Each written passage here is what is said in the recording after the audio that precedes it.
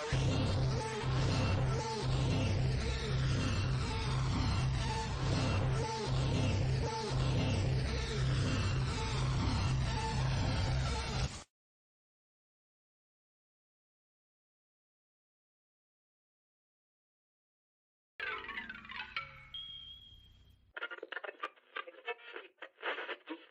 are here because the outside world rejects you.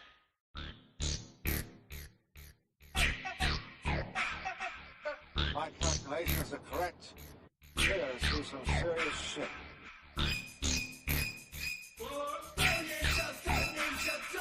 Shall we play game?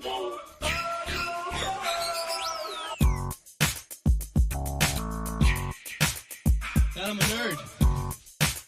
Pretty proud of it. Learn it, know it, live it.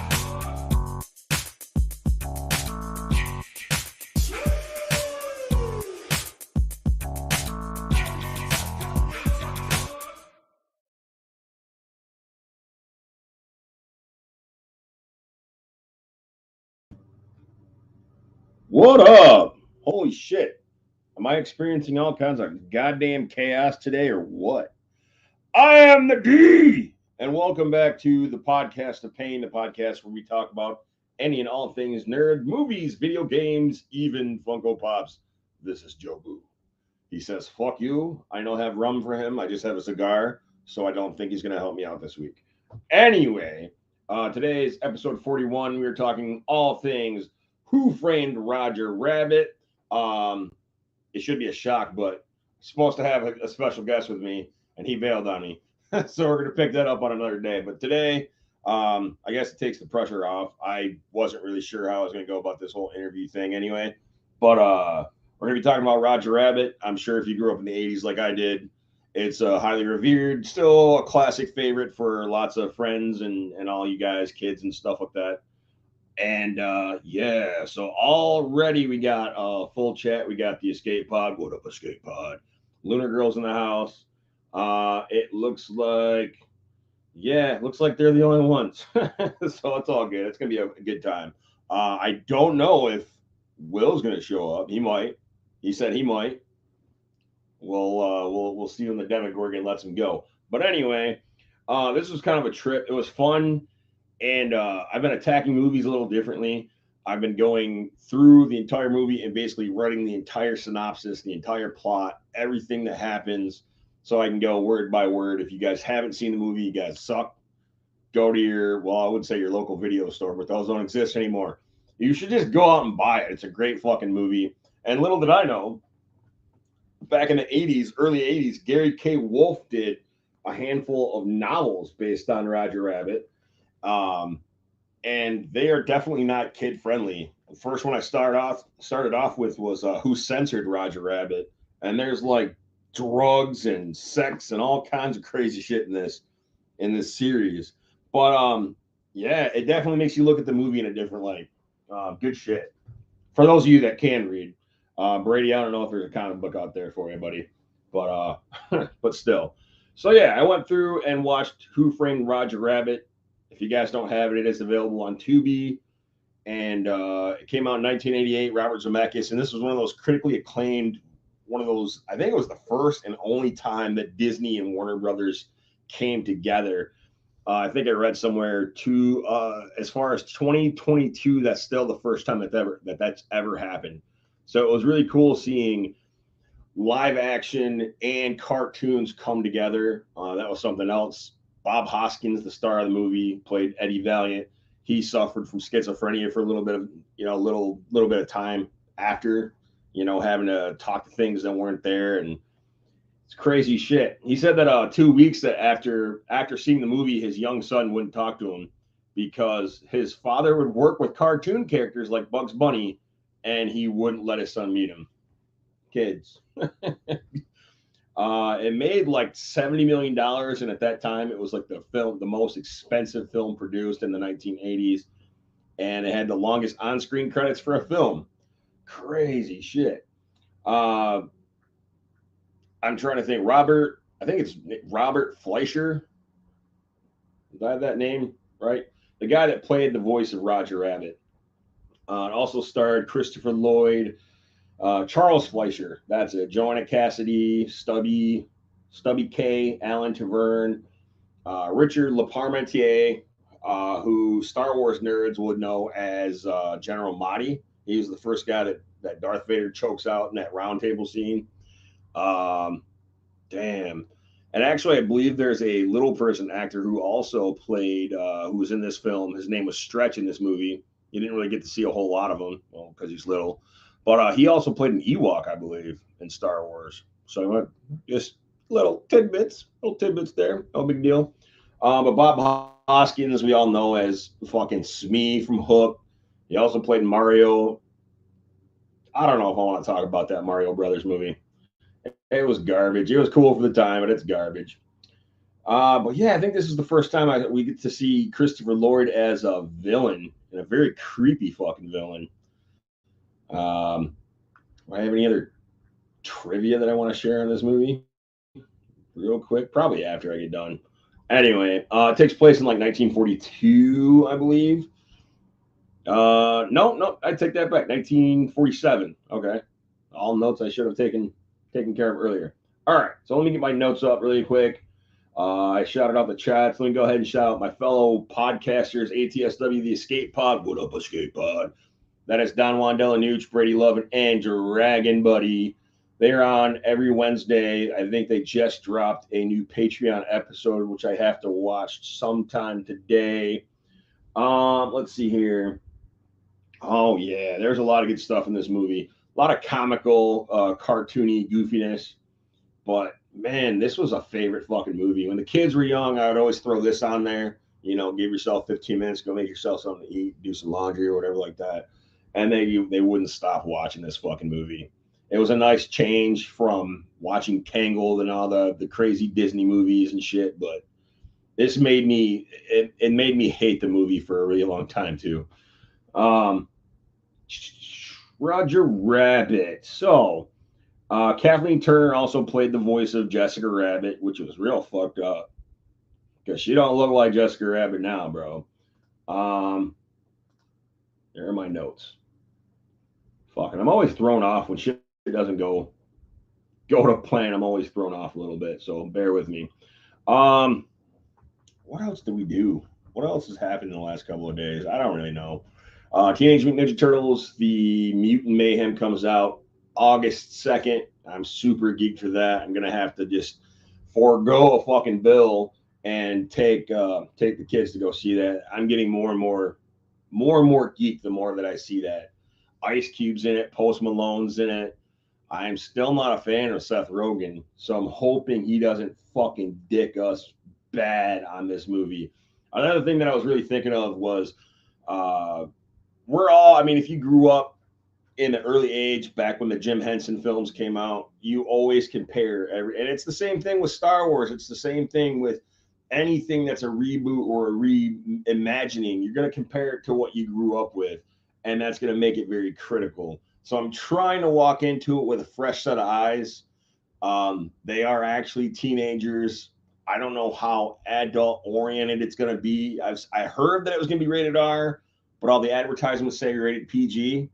I'm really geeked to see that Jackie Chan's playing Splinter. I think that's probably one of the best casting decisions since he played Mr. Han, Mr. Miyagi character in that goddamn garbage Karate Kid. Oh, okay. So Tina says she's running errands. Bet she's gonna stop at Arby's.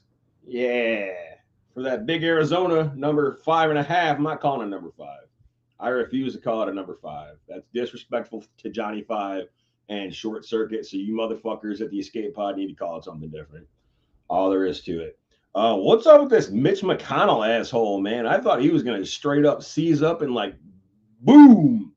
If you guys don't know what I'm talking about, go to fucking YouTube, type Mitch McConnell freezes. And he's in the middle of an interview, and then just I'm like waiting for him. It's kind of funny because like now there's all this UFO talk, and I don't know where exactly we stand with UFOs. I haven't given a shit since I don't know, fucking The Thing, Independence Day. Y'all need to stop fucking with aliens. All right. They might be our friends, but leave them the fuck be. Nothing ever works out with aliens. We get fucked up badly. Oh, yes. Seen in Scanners. Donnie knows. Fucking go Wayne's World. Yeah, it was a crazy ass fucking situation. I don't know what the deal was. I don't know what the interview was about, but it was a fucking trip. I felt for the dude.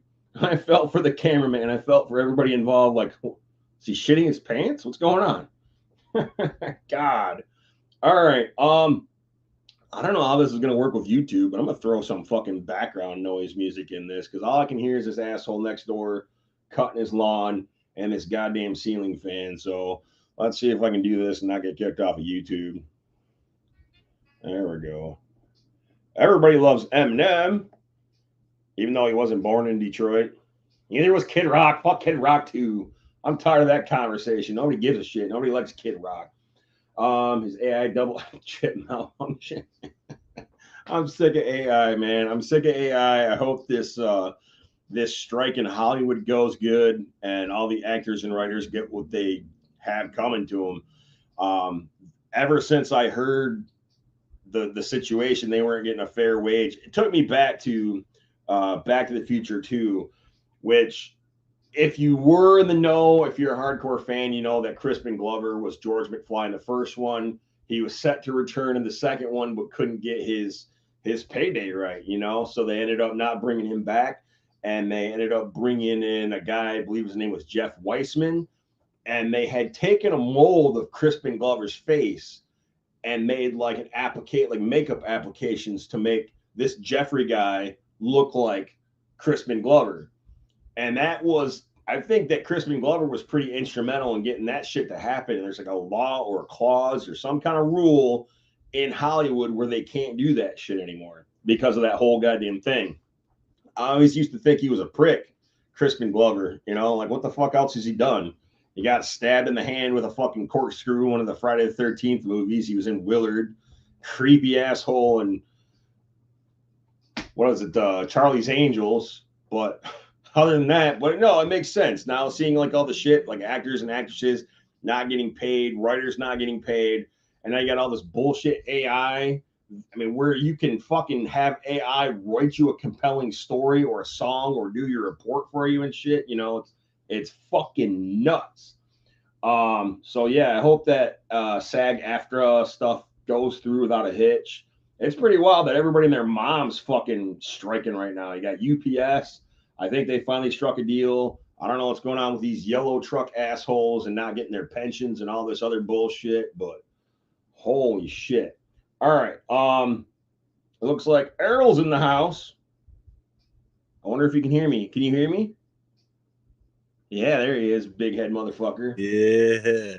You gotta see the other one. What's up, man? What's going on, man? Not a whole lot. So today we're talking about Roger Rabbit, but let's go over your review of Avery's first Nightmare, Motor City Nightmare show the other day. That'd be your third. Well, okay. Well, you said I misunderstood because this show you said it was all about her, so I misunderstood.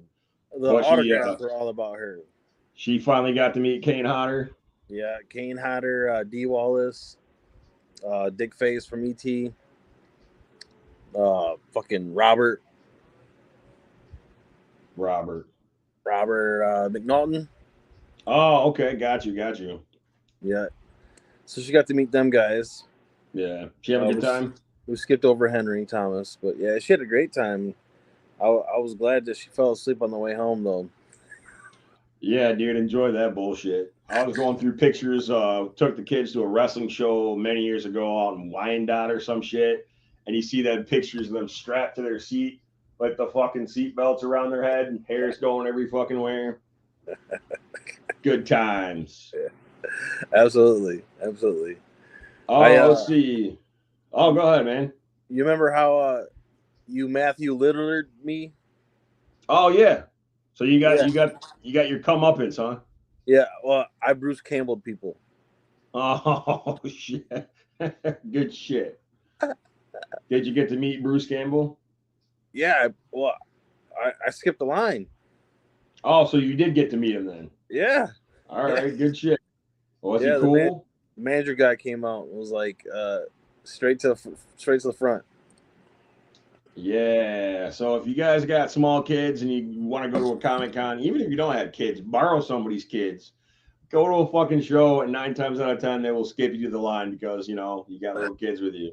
That's pretty fucking dope. They want to get the assholes out of the way. Hell yeah, because nowadays conventions, man, you could be, depending on who it is, you could be standing in line for like an hour. Dude, the line was fucking hella long for Bruce. Yeah, he was the main guy, so hella long, and I was like, dude was like, "You want to go to the front?" I'm like, yeah. What? Like you're gonna tell him no? I'm like, nah, man, I want to go to the front, dude. I'm straight.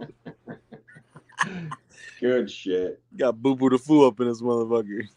Let's see. I was just talking about Ninja Turtles Mutant Mayhem. What do you think about it so far? Mutant Mayhem. I'm not privy to it. I do be seeing some Pizza Hut commercials though. Yeah, you didn't see the trailer? No. Seth Rogen's got a brand new Ninja Turtle movie coming out next month. Oh no shit. Yeah, so let's see. Post Malone, John Cena, Giancarlo Esposito. Who the fuck else did I say? Ice Cube. They're all playing voices in this new movie.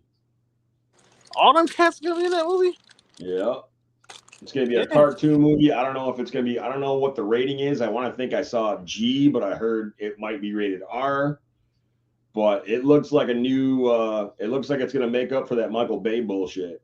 Yeah, I don't even fuck with horror movies if they're rated PG-13 because that tells me there's going to be no titties. Now, yeah, I was thinking about that last episode when I was talking about Porky's and how the rating systems changed over the years. Like, you could get away with like cussing and having titties in movies, and it would still be rated PG. Like Teen Wolf, that's rated PG. But nowadays, if you drop too many F-bombs, it gives you an automatic R. Well, Porky's is definitely R-rated nowadays. Oh, for sure. That was definitely R, but I'm just saying like the rating systems back in the day and how it's changed over the years, what constituted giving it a different rating? What line did you have to cross to get it in that R or the PG-13, Had to show veg. I mean, Back to the Future, that was PG, and you saw like borderline incest. He had to go do his mom. Yeah, his mom tried to fucking rape his ass. That's hilarious. Yeah, so it just makes you wonder, like, how far we've come with some of that crazy shit. For real. If you hear a bunch of stomping, I got the little one. Yeah. I won't hold you up, man. I'm going to talk about Roger Rabbit. Was there anything, any favorite parts you remember specifically about Roger Rabbit? My favorite part would probably be right when Roger's about to get dipped. Please. Oh, that's where Eddie gives him the drink? Yeah, when he's about to get dipped. Hey, did you know there were books, Roger Rabbit novels? Oh, no shit. Yeah, there's 3. Well, I got 3 of them. Who plugged Roger Rabbit, who censored Roger Rabbit, who canceled Roger Rabbit. Oh, shit. And they're all about 300 pages long. And they're definitely not for kids. That's pretty fucking wild shit. Well, one thing I like to say about Roger Rabbit is I think it can stand the test of time because being Christopher Lloyd's character, you never really know who people are until they have to show their true colors. Right. So I believe it can stand the test of time because you never know nowadays, Yeah. All this bullshit with onlines and all this and that. I mean, back in the day, I'll go out, to find some hoes. I'm at Avery's mom. I mean, no, I'm kidding. I'm kidding. Joking. Fuck around, get me canceled, man. Joke. Wink. But no, I mean, this is the thing. Like, you don't know who's out there and who's there for you. So I think that's the reason why it can stand the test of time because you're never really going to know. Right. Well, you put a lot more insight to this fucking movie than I did, man. That's a good point. I mean, being at the end of the movie, you kind of had your hunch through the whole movie, but then at the end of the movie, he exposes himself to be a tune. And you're like, Well, now all this makes sense. You know, Right. this makes sense in the movie now, and this makes sense in the movie now, kind of thing. Right. I'm like, oh, I see. Like the shoe, that's all like collared into him, Yeah. like a dog, you know. And I'm like, it all makes sense now. But yeah, I like a lot of concept art of Roger Rabbit. Anyways, I painted one myself. It's just the whole cartoon and real life thing, like Cool World did and stuff like that. I always found interesting. Anyways, Yeah. I think I read that not Robert Zemeckis, but Bob Hoskins actually suffered from schizophrenia after doing that film. All that talking to himself, talking to shit that wasn't there, that fucked him up. That talking fucked him up real bad. talking to the dishwater. Yeah, right? All right, man. Well, I'm gonna let you go real quick. Shit, I'm gonna look you up this week. We're gonna go and grab a beer or something. Piss Yeah, water. no, real beer, not summer shandy, not Piss that water. pea water with the lemony twist. Piss. All right, man. Maybe I'll give it another shot. But if I start drinking that over Corona, I'm gonna have a problem. That's gross. Well, I'll be here anytime for Shandy or Corona. So, all right, good shit, man. All right, well, say hi to the Munchkin for me, and I'll talk to you sometime this week. all right, I should say hi real quick. Come here. Say hi, Darius. Hi. Hi, I heard you met Kane Hodder this week. Did you have fun? Yeah. Hey, tell us about your cat real quick. Oh, yeah, come here. What's your cat? 11. What is she though? She's from Stranger Things. No, what is she? She an asshole? Yeah. Tell Darius your cat's an asshole. My cat is asshole. You're gonna have your hands full of her, man. Already. God damn. Where you going? Hey, tell him bye. Bye. Bye. See you, man. Have a good one, dude. Peace out, dude.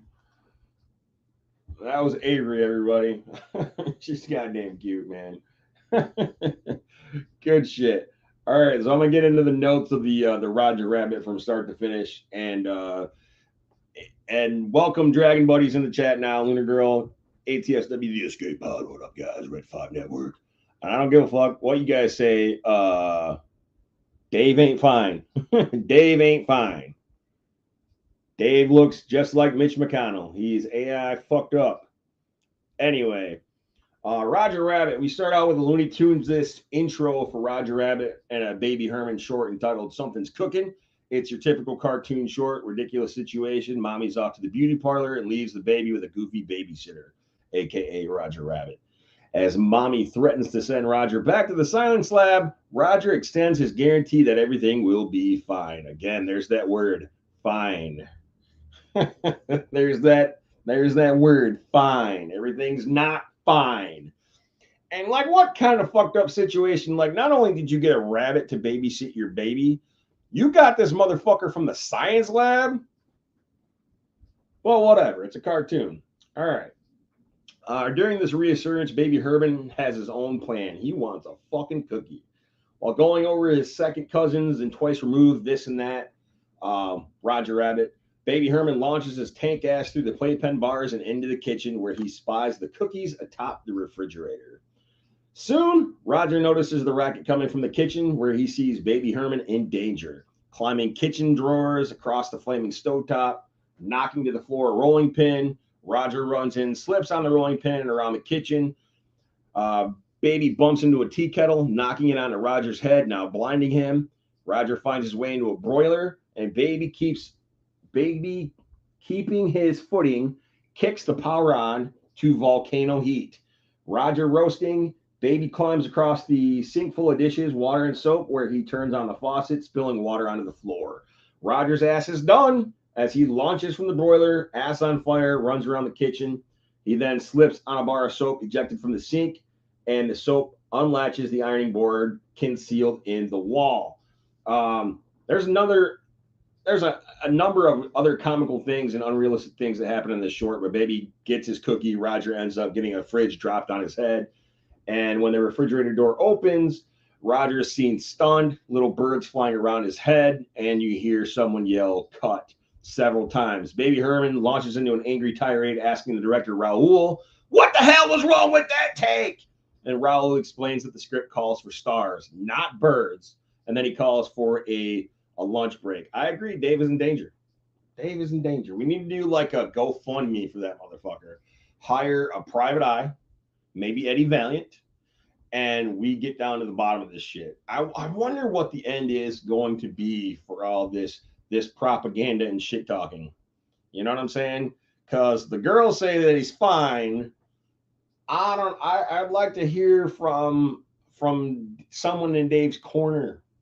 You know, I want some kind of sign. You're gonna get like a piece of hair in the mail from Dave. It's gonna be his. No, it's gonna be his fingernail, green nail polish. Oh, white nail polish. That'll be the kicker. I want to know that Dave's okay. I want some kind of good faith that he is okay. Jesus Christ. All right, so Raul explains that the script calls for stars and not birds, calls everybody to a lunch break. Roger follows Raul off screen while being further berated. We now see Eddie Valiant, who scoffs to himself, takes a swig out of his flask, and exclaims to himself, tunes. But I don't know if fake news, fake news, the sidebar celebration and see for yourself. I don't know if he's a pod person now at this point. Okay, I just got done watching John Carpenter's The Thing.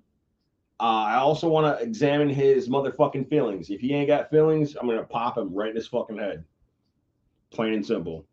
Eddie Valiant follows the secretary into an office where studio executive R.K. Maroon is watching over edits for another project. Maroon then turns his attention to Valiant, gives insight as to why Maroon has called for Valiant in the first place. Maroon wants to get Roger's head back into the game by revealing to him that his wife is screwing around on him so that he can finish the movie project, for which he is drastically over budget. Maroon wants Valiant to sneak around and get some compromising photos of Roger's wife, Jessica, who was also a popular lounge singer at the Ink and Paint Club, to help wise Roger up to Jessica's antics. That way, Roger will focus on his work and not on her. Valiant explains to Maroon that he doesn't work with tunes. He doesn't go to Toontown. He breaks down and decides he'll do the job for $100.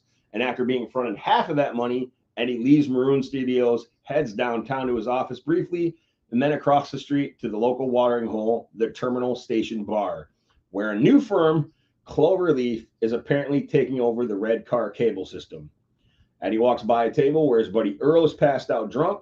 When asked what is up with Earl, they tell him he's in trouble. Jennifer's got a hold of him. No, I'm just kidding. They tell Eddie that Cloverleaf has laid Earl off for cutbacks.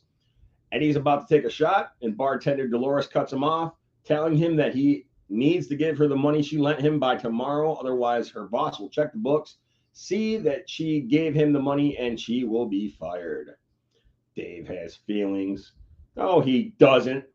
Eddie assures her that the money is on the way as he shows her the check he received from Maroon. Another arriving patron, Angelo, overhears that Eddie has ties with Maroon, the cartoon guy, and begins to taunt Eddie. After losing his shit and smacking around Angelo, Eddie leaves. Angelo asks what Eddie's deal is, and Dolores reveals that Eddie doesn't like being associated with Toons because a Toon had killed his brother Teddy years prior. Eddie is walking down a dark alley and comes to a door. He knocks and is greeted by an angry-looking Toon, later shown as Gorilla Bouncer. After being granted entry, Eddie walks into the showroom of the Ink and Paint Club, a Toon watering hole. There can be seen penguin waiters, an octopus bartender, even Betty Boop as one of the waitresses. Big names Donald and Daffy Duck are on stage doing pianos routine as Eddie finds himself a seat and is accosted by Marvin Acme, the king of gags and the owner of Toontown. Marvin Acme makes his presence known to Eddie by squirting Eddie's shirt with ink. As Marvin starts cackling, Eddie's about to punch his face in when Marvin shows Eddie that it was just a gag. It's disappearing ink. Marvin's about to introduce himself. Eddie's already keen to who he is. Already tired of antics.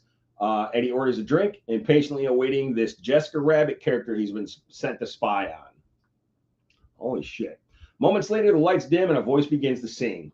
Curtain pulls back and Eddie is mystified by Jessica Rabbit, baffled that this attractive cartoon woman is married to the goofy cartoon star Roger. Jessica makes her way around the showroom floor, tantalizing several men, including Eddie, as she sings. The song ends and Eddie is left completely stunned, as that was definitely not what Eddie was expecting. Backstage, you can see where Jessica Rabbit's dressing room is, and a goofy-ass Marvin Acme, flowers in hand, at her door. Jessica lets him in, the door closes, Eddie is right behind to start his Snoop job. I wrote Snoop Jobby Job, but I didn't get that far. Words are hard. He begins looking through the keyhole, but is quickly manhandled by the gorilla bouncer. The gorilla ejects Eddie from the club and forbids him from coming back. But Eddie still has a job to do. He finds a milk crate to climb on and stoops upon a nearby window outside Jessica's dressing room. Eddie pulls out his camera and begins taking pictures. As he watches Marvin Acme and Jessica begin to play patty cake, patty cake, Eddie's completely taken off guard by what he's watching transpire. Now that was fucked up. Now that's clearly one of those early. I don't want to. It's not an homage. I mean, I think that's where SpongeBob got it from. But it's one of those earlier tongue-in-cheek jokes in a family-friendly film. But the adults are like, "What the fuck? I can't believe they put that in there." Even as a kid, I was like, "What? Back at Arcade Maroon's office, Eddie shows Maroon and Roger the compromising pictures, and Roger is beside himself. Maroon explains that Acme has been his friend and neighbor for several years and couldn't believe that he was a sugar daddy.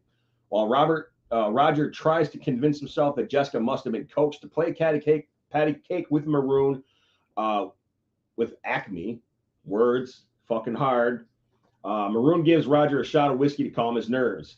Eddie and Maroon marvel at the reaction that alcohol has on Roger and then try to assure him that life will be okay. He will find someone new. Roger flips out and goes on a self-righteous tirade about how Jessica and he will be beating this thing and they will be happy together. Roger launches out of Maroon's window and sulks off into the night in disbelief that his marriage to Jessica could be over. Eddie has then since returned to his office/home where he's going through the rest of the pictures developed from the camera roll earlier. There he's reminiscing about the good times he had with Dolores at one time shared a trip to Catalina years ago. Eddie quickly is shut down and I don't want to say mortified, but, you know, it hits him. Niagara fucking Falls. He comes across a picture of him and his brother Teddy. The feels hit him pretty hard. The camera shows several other snaps of the trio over the years, including when Dolores and the Valiants went into business together, when Teddy and Eddie joined the police force together, and even when they went on a road with their father during his time in the circus. The camera pans out. Eddie is now passed out drunk at his desk with an empty bottle of hooch. Lurking behind him is Lieutenant Santino. This is the guy, Lepometier, I don't know how to pronounce the motherfucker's name. He was General Motti from fucking Star Wars. He was that guy that fucking Darth Vader choked out, which it's still a fucking badass scene, man. You know, the first time you see Darth Vader force choke a guy, fucking dope. Once Eddie has been rudely awakened, Santino brings Eddie on a ride along as Marvin Acme has been found murdered and the prime suspect, Roger Rabbit. Santino and Eddie arrive at the crime scene, which is the Acme warehouse. As they are about to walk in, Eddie is distracted by the chaos going on next door, the crossover to Toontown. In a very Toon-like manner, Marvin Acme was murdered via safe dropped on his head. Santino's checking in as Valiant starts nosing around with the other detectives in the room, and as they play with Acme's inventory before clowning Eddie and his current reputation as a drunk. Eddie is then confronted by Jessica Rabbit, who quickly slaps Eddie, seemingly blaming him for the whole ordeal. As the other detectives scramble about, dealing with another minor event, Eddie notices a joy buzzer nearby Acme's body on the floor. He makes like he's tying his shoe and attempts to grab it. The end of a cane butts into Eddie's hand. Valiant looks up to see the eerie Judge Doom, played by Christopher Lloyd, who looks at Eddie and asks if he's trying to remove evidence from a crime scene. After Eddie gives Judge a good jolt of the old joy buzzer, they discuss the events in the previous night involving Roger Rabbit, what he said, where he went. Eddie plays hard to get despite the motioning from his fellow lawman Santino. Judge Doom is shocked to hear that Eddie isn't more cooperative, particularly since a human death at hand particularly since there is a human death at the hands of a Toon, much like his brother Teddy years ago was killed by a Toon. Doom then displays an example of justice when he dips and kills a rogue Toon shoe in his homemade concoction, the dip. That was a terrifying fucking scene, man. I don't think it was nearly as bad as like watching Atreyu fucking try to pull Art. I still say Atreyu was a bitch. He didn't try and save that motherfucking horse. But that's right up there, man. Watching this Toon shoe get dipped, and all I did was like want to snuggle up and be friends. Judge Doom dipped that motherfucker. I think he said it was acetone, turpentine, and benzene. Calls it the dip. Eddie Valiant goes back to his office where he spies a very leggy woman lighting a cigar for a baby in a carriage, which turns out to be Baby Herman. Baby Herman expresses to Valiant that he doesn't believe Roger to be the murderer of Acme. He believes that Acme's deaths had something to do with the will and testament, with the belief that Marvin Acme left Toontown to the Toons in the event of his death. Not wanting to accept money from a Toon, Valiant sends Baby Herman packing. Going over the events of the last few hours, Valiant mulls over the photos and reveals that Acme did, in fact, have a last will and testament document on him. It was in an envelope marked last will and testament. All right, Eminem, I'm getting tired of you, man. We're going to go ahead and put on something else different. Here we go. How about some Tupac? Want to do some Tupac? There we go. How about some, yeah, here we go. Tupac.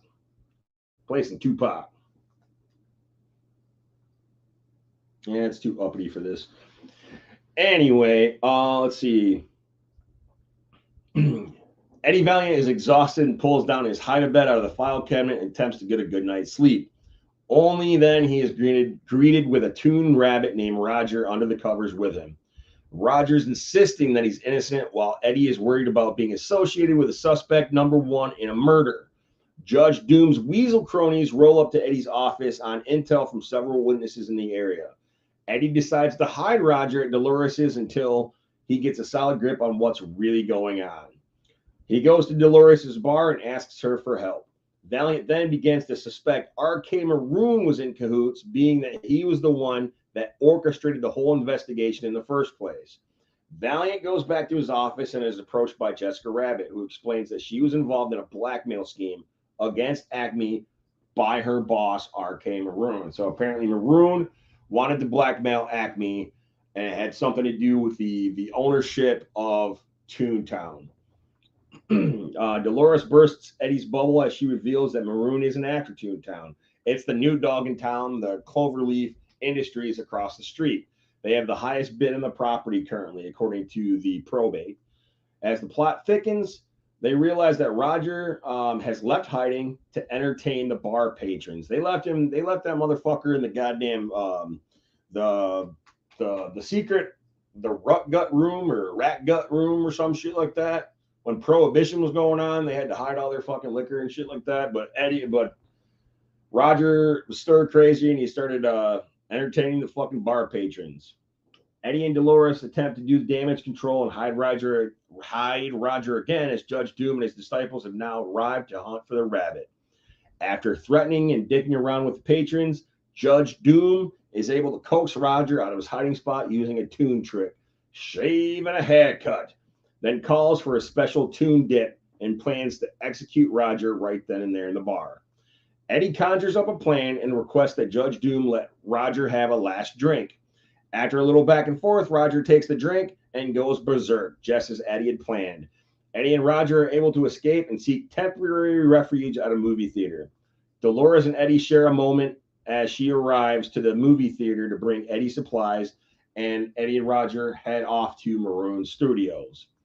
Valiant is determined to get Maroon to confess to his hand in Acme's murder, And with Roger waiting in the car, Valiant confronts Maroon. Roger, outside in the car, is seen being knocked unconscious and thrown into the trunk of another car by his wife, Jessica Rabbit.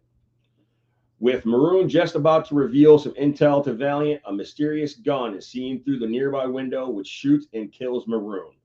Eddie runs and looks out the window to see a Jessica Rabbit fleeing away.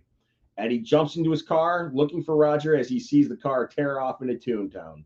Getting wrapped up in the toonness of his surroundings, Eddie tries to track down Jessica. So, like, Eddie's chasing this car into Toontown, briefly stops to pull over, gets his fucking Toon guns, wakes these little fucking racist-ass fucking bullets, and decide he's going to go into Toontown after so many years of not being associated with that shit. He's going to go track down this bitch, Jessica Rabbit.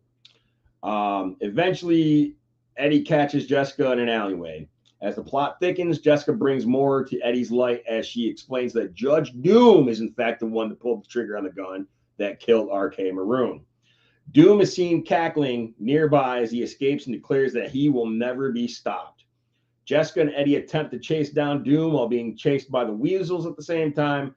Jessica further explains that Doom has wanted Toontown even before Marvin Acme was murdered.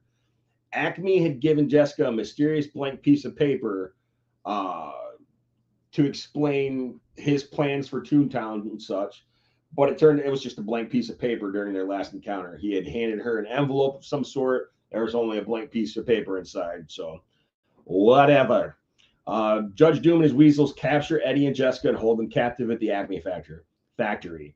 Doom then reveals more of his plans, stating that at midnight, unless Acme's will shows up, Toontown will legally become the property of he. Doom plans to dip Toontown out of existence with this massive truck full of the Toon dip. He'll dip Toontown out of existence and utilize the vacant space to capitalize the city's lucrative plan of the very first freeway. Doom had purchased the red car cable system under the name Cloverfield or Cloverleaf Industries just so that he could shut it down, basically forcing patrons, the population in that town, to drive on this fucking freeway that he's got planned up. Roger discovers the whereabouts of his wife and friend and comedically stumble into the factory where he briefly gets the upper hand on the bad guys before having a pallet of bricks dropped on his head. Spoiler, he finally gets his stars. I don't like this plan of like just writing this shit out, man. It's very lofty. Let's see here. Wait a minute. Wait. Hennifer is Doom. Dodge is Hennifer. Einhorn is Finkel. Okay, so this is a comment we're going to address real quick. Have we seen Judge Doom and Hennifer in the same place? We have not. We have not. Now, I bet you those eyes would line up pretty goddamn good. Because at one point in the movie, Judge Doom reinflates himself. We're going to get to that. Spoiler alert, we're going to get to that. And those eyes pop the fuck out. And when he turns around, he looks a lot like Hennifer. So you guys need to do your research and get back to me on that. I want to know like what is going on in the home of Dragon Buddy and Lunar Girl during this back and forth, because Lunar Girl's a spy, Dragon Buddy's fake news. Where do y'all sleep at? Like, are either one of you guys like forced to the couch or another room in the house where you have like a security camera? Because hey, I'm not falling for anything. All I know is I see pictures and I can't argue with them. That's all there is to it. I can't argue with them. So you're going to have to give me solid evidence that Hennifer is not doing anything negative or dangerous to Dave. She beats me unmercifully. Okay. We're going to pause this for just a quick second. Where is this motherfucking pause button? Okay. Because I've heard the Escape Pod a number of times speak on this, and it's going to be an episode. I definitely want to track this shit down. I don't know if I want to go and team up with them on this, because this is a very big part of my goddamn my childhood growing up. I think I heard of the Jerky Boys in high school. If you guys don't know the Jerky Boys, I feel so bad for you guys. Let's see. Where is it? It's there it is. This is it. This is how I feel like this is how I feel the home dynamic of Dragon Buddy and Lunar Girl is going at this point in time. Let's see if I can play it. Ah, Yeah, how you doing? I want to speak to somebody about a divorce. Okay, how can I help you? I've been married 40 years. I want a divorce. I come in the other night from playing tennis, and then my wife, I come in, she hits me all the time in front of my friend. I had enough of it. I want to get a divorce. Okay, sir. Do you have any children? Yeah, I've got a couple of children, but they're a little older right now. See, I tell you, I'm on the phone. See, I want to get. She follows me everywhere now. I want a divorce. I refuse to believe that Dragon Buddy, however, plays tennis. So maybe he was just trying to like make the story. I don't follow you anywhere. You're a fucking liar. Dave's fine. Fake news. You're fake news.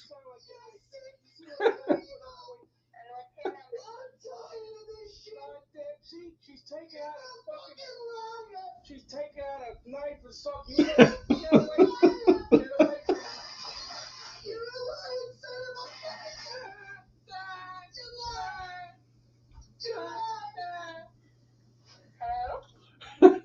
So yeah, now that I think about it, I'm kind of feeling like that's the situation. So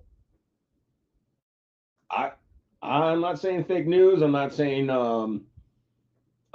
Dave's fine. I don't know, but more and more things are coming to light as the situation progresses. So we're gonna get back to the music interlude. I definitely want to jump into the Jerky Boys at some point. Man, high school, man, those are some good days. I know that Don Wandellanucci had spoke on shoplifting CDs. What at the height of this whole what was it, Napster? Was it during the piracy shit? Was it during the age where parental advisory and they wouldn't sell you fucking CDs or something like that? I did it too. I think we all did it at one point, except for fucking Brady said he got picked for pencils. Goddamn pencils. Fucking nerd. But yeah, I want to get into the Jerky Boys with you guys at some point. Great time, man. I know there were at least 5 CDs. Later on, Johnny Brennan became one of the mainstay voices on Family Guy. He plays, is it Mort, the Jewish guy? And he also plays the bartender at the Drunken Clam. He's a funny motherfucking dude. All right, so back to the instrumentals. Let's see if I can just. A lot of these are old, so forgive me if they bug the fuck out of you. Hey, here we go. Talking about smacking and domestic violence. Let's put some Will Smith on, shall we? Maybe. Computer's slow as fuck. Maybe. There we go. And now I gotta turn it down. Back to the goddamn story. We're gonna be here forever. So Judge Doom and the Weasels tie Roger. No, that's way further. No, I was right. Doom and the Weasels tie Roger and Jessica together while holding Eddie at gunpoint, preparing to dip the rabbits before they kill off Toontown. Doom slips, falls, and excuses himself off screen while the Weasels prepare to carry out the killing of the trio. Eddie uses the absence of Doom to distract the Weasels with a song and dance. Because apparently, if you laugh too hard as a cartoon, you will die. One by one, the Weasels all laugh themselves to death while Roger and Jessica are seconds away from being dicked. Eddie tries to rescue the couple before being cut off and confronted by a returning Judge Doom. With some cartoon banter, Eddie finds himself trapped behind a barrel and between a barrel and a giant tune magnet. Doom then comes at Valiant with a giant steamroller. Tells him, don't move. And here comes this fucking roaring ass fucking steamroller. I've never liked steamrollers ever since that scene in Maximum Overdrive. Stephen King still fucks me up. There that is that baseball game, and the fucking coach gets taken out with all those pop cans being launched at his fucking head, and then out of nowhere comes this giant steamroller that mows down this kid on his bike. Never liked steamrollers. It fucking fucks me up.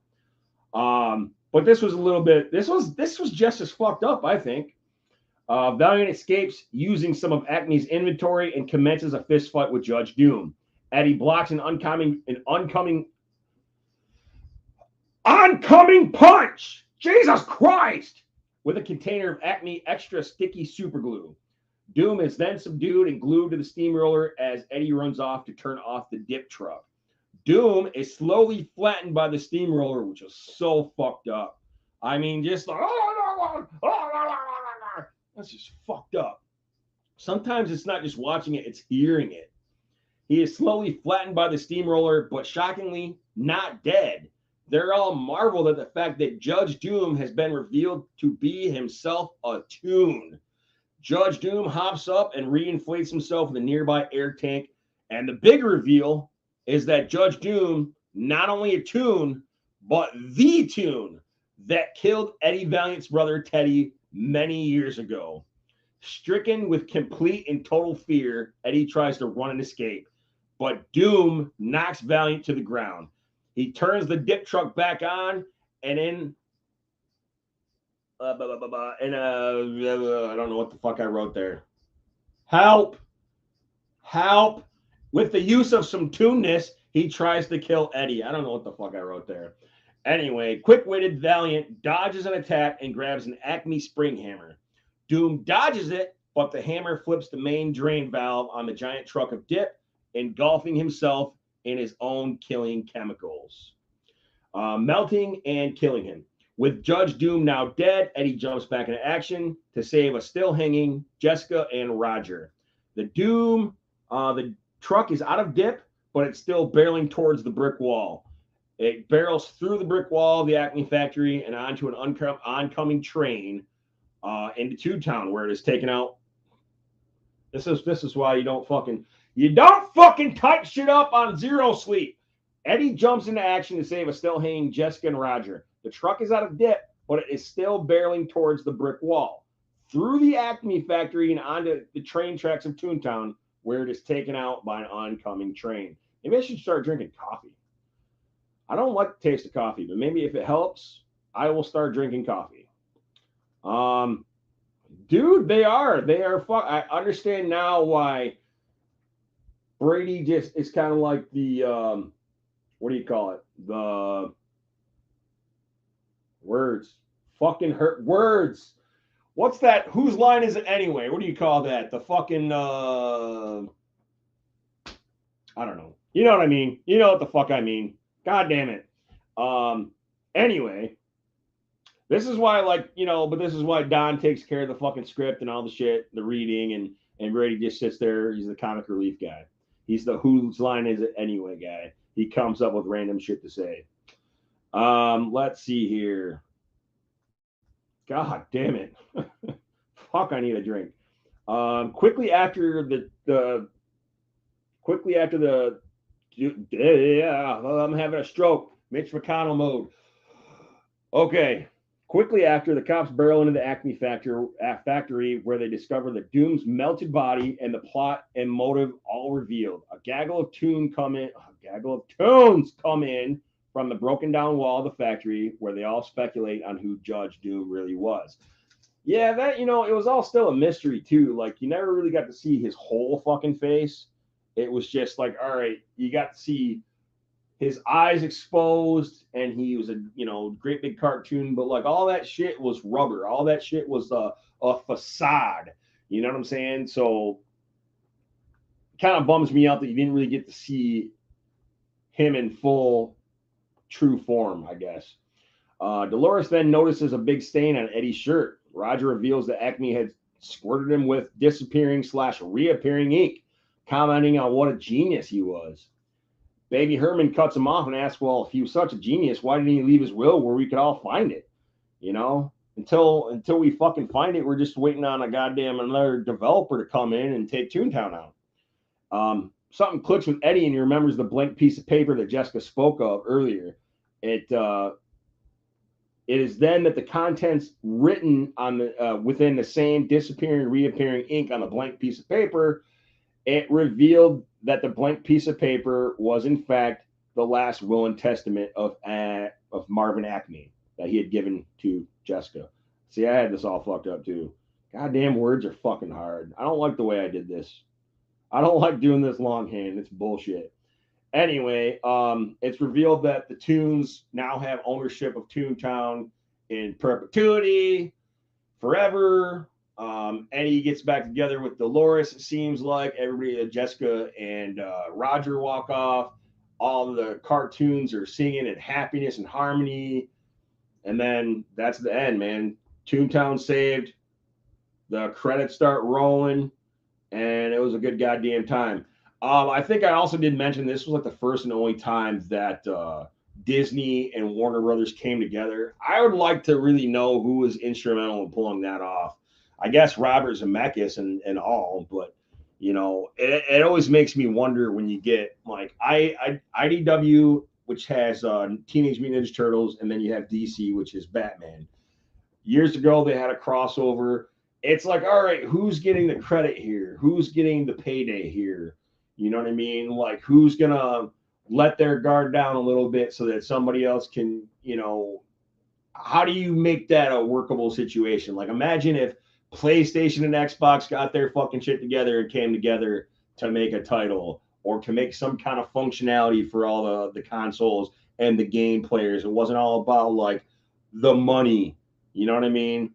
It's one of those things that crossover things that always make you wonder. Things that make you go, let's see. What were some funny lines here? Holy shit. All right, I didn't notice this. Porky Pig closes out the movie telling that the characters, that's all, folks. That's all, folks. Telling the same to the viewers. I guess Tinkerbell's means can be seen there, fading the entire screen to black. I didn't notice that part. Man, did you guys ever hear about the version that there were clips of like Jessica Rabbit not wearing clothes? Like there were painted scenes with this chick not wearing any fucking clothes. Or there was a scene where Eddie Valiant and Jessica are driving towards the Acme factory, towards Judge Doom. He cuts them off with Dip. Benny, the Toon cab, hits the fucking light post, and Eddie Valiant and Jessica go fucking skirting across the street. And like, she's got no fucking underwear on. You know, just the weird little shit that people do. You know, all that crazy Disney shit that you had with Little Mermaid, you know, with the phalluses in the background and all that. That's just wild shit. And apparently there were some versions that included an extra sequence called the Pig Head sequence. Eddie Valiant had gone into Toontown ambushed by the weasels and had a pig's head tuned onto his. He went home, took a shower, during which Jessica walks into his apartment. The scene was cut from the original release, but did appear in the theatrical trailers and the television broadcast. I want to think that I do remember seeing that, and Eddie was in the shower washing the head off. Like you could see it like almost like flesh dropping off into the drain. He had like dip or something, paint thinner or some shit that he had. That scene that Valiant is seen with Jessica. He's got no shirt on. He's trying to put his pants on. He drops his pants. Dolores gets all fucking. Yeah, I briefly remember one of those lead to scenes that wasn't in the main version. I think that's it for like that's it for fucking trivia. Blows my mind. So I guess the budget was like $70 million. Of course, this is an estimate. The gross in US and Canada was $156 million. Gross worldwide, $329 million. That's wild, man. That is fucking wild. Only an hour and 44 minutes. Writing this shit out was a fucking bitch, man. I really enjoyed the soundtrack to this. I think it wasn't Robert Zemeckis. Who the fuck was it? I want to think it was the oh man, I see his fucking name too. God damn this fucking punk ass. I got all my music on a hard drive, and sometimes it doesn't want to cooperate with me. So let's go. Alvin Silvestri. He's the one that did the majority of the soundtrack, if not all of it. But yeah, I downloaded this. This is one of the many albums that I downloaded using torrents or LimeWire. I didn't really get a whole lot with Napster. But here is the 16 track London Symphony Orchestra. Crazy. Alvin Silvestri.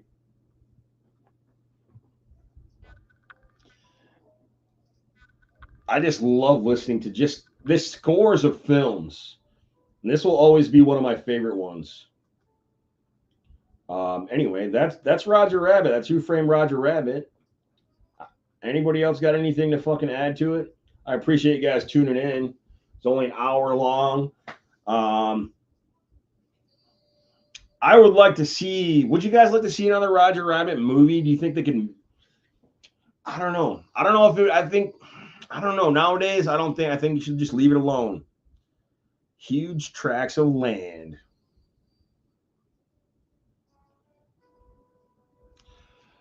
I need laser treatment. I got hemorrhoids. They're tearing the ass out of me. See, he knows. I feel like the Jerky Boys were such an underappreciated gem that only so many of us got. You know, God, we're gonna do an episode on the Jerky Boys. I don't know when, but we're gonna get together and we're gonna do this episode of the Jerky Boys. I have a grand total of. It's in my comedy folder. Comedy, and then Jerky Boys. Here we go. I think there's at least 5. 5, 6, 7. I have 7 CDs of the Jerky Boys. Fucking Sal Rosenberg, Frank Rizzo, Kissel, Ali Tarbosh, the Egyptian magician. Man, it's good shit. You guys are in for a treat. If you guys don't know what we're talking about, the Jerky Boys, you are in for a motherfucking treat. Good shit. I think this is the end of this episode. I didn't play any of the fucking commercials. I wasn't ill. I was totally ill prepared. It's a lot to fucking do in a podcast, man. And it's even harder doing it by yourself. Thanks, Will. What up, Will? Hopefully your punk ass shows up next time. It's all good. You punk bitch. Bitch. Anyway, this has been fun. This has been the D on the podcast of pain.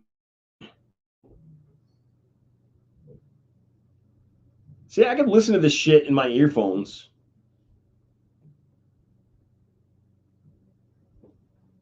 All fucking day long. I think it would keep me in a good mood. Anyway, with that, I believe this is how I'm going to end this episode. Shout out to our sponsors, Minor Nirvana Toys and Collectibles, Tactical Trash Out, Chimera Illustration and Design. Oh, I forgot, Brian. So with my Patreon, God damn it. With my Patreon, I have a tier for $15. I will get off my fat ass with my free time, and I will draw a sketch of some sort. It is the end of the month.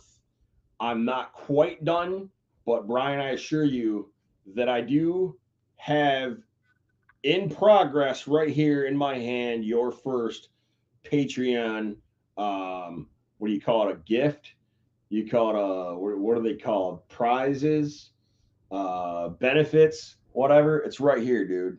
I think I'm gonna pause for next month because I don't want you getting hit with another $15 right now. But I am gonna do 2 of these for you and send them out momentarily. Send them out as soon as possible. It's a struggle trying to blow the dust off his imagination, man, and just not motivated to fucking do a goddamn thing. It sucks, but I'm doing it. I'm getting off my ass and I'm doing it. So yeah, if you guys are employed, yeah, for $15 you can get your own DP, not to be confused with DB, DP sketch, and get a little taste of the crazy imagination that I used to have before alcohol and stress and mental health took over. But yeah, so I want to make sure I mention that patreon.com, podcast of pain.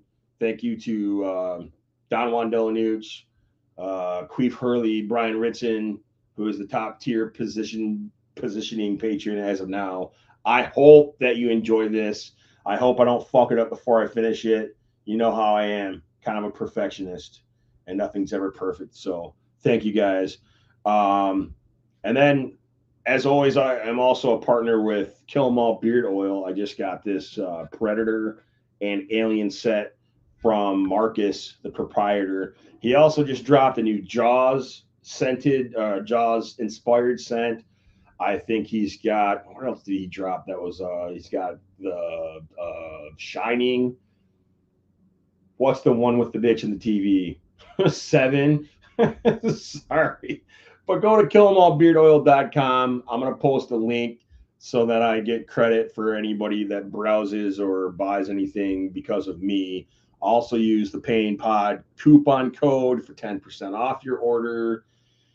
If you have a beard enthusiast in your life, or if maybe you're a bearded woman, what up, Tina? Then go ahead and go to killemallbeardoil.com and put Pain Pod in the coupon code. There's balms, butters, oils, brushes, apparel. It's all awesome. I actually have a set that I'm not really utilizing. I was actually thinking about throwing that in Brian's Patreon care package because, you know, I got the stuff that I like, and maybe he'll enjoy some of that. I don't even think Brian has a fucking beard, to be honest. He said he made an order, which I appreciate that. I made a little coin off of that too. But you don't have a fucking beard, bro. I appreciate you for doing that crazy shit. He's a crazy son of a bitch. But yeah, so killemallbeardoil.com, Pain Pod as the coupon code. Minor Nirvana Toys and Collectibles. If you guys are still in the market for fucking Funko Pops, I hope Funko burns to the fucking ground, to be honest with you. That was like that's a chunk of money I'm never, ever getting back, you know? And then I fucking force sold some of those motherfuckers, or most of those motherfuckers, off to disc traders, and they always give you pennies on the dollar, and then they resell them at a higher fucking price. So when you go back in there, you see the shit that you sold, and you get all pissed off and salty. Fucking bitches. And then Chimera Illustration and Design. He's the guy that made our logo, the T-shirts that you guys see on. What's the T-shirt website we do? I haven't done a T-shirt for them in a while. It doesn't matter. They're all overpriced at this point now. You get 2 weeks to get them at like $15, and then they go up to like 30. So fuck them. I ain't worried about them. But yeah, Chimera Illustration and Design. If you guys need a logo, you guys need a cool design. If Brady's not available because he's doing like some ridiculous sexual thing with peanut butter and a dog, and he can't draw for you guys, hit up Chimera Illustration and let him know the podcast Pain sent you. That's about it. All right, man. Until next time. And that track's over with. What the fuck? This is what happens when I talk too much. Fuck. Doesn't matter. Whatever. It's the end of the show. Thanks, Dragon Buddy. Thanks, Lunar Girl. Thanks, Don Juan Delanucci, or the Escape Pod, whoever's got control of that button. Dave, I hope you're safe, man, wherever you are. Shanti, Lunar Girl, let the motherfucker go. Give him some food, something, okay? Peanut butter and a dog. Tell me I'm wrong, okay? That's more plausible than Dave being fine, I think, okay? Why isn't he here? Why isn't fucking Brady Lovin here? What's he doing? I guarantee you can smell peanut butter through the fucking streams. Don, check that for me right now. Ask him what he's doing. Don't even call him. Call the missus. Call Mrs. Lovin and ask her what Brady's doing. I guarantee he's making a fucking peanut butter sandwich. That's how you know. Peanut butter motherfucking sandwich. All right, so I appreciate you guys entertaining me with my goddamn garbage ass reading and my fucking brain meltdowns and all this other bullshit. I'm trying. Got no will to fucking keep me on the rails. Fuck. And I got no alcohol to keep me off the rails. Fuck me. Alrighty. So this is the outro. Get your shit together, sweetheart. Jesus.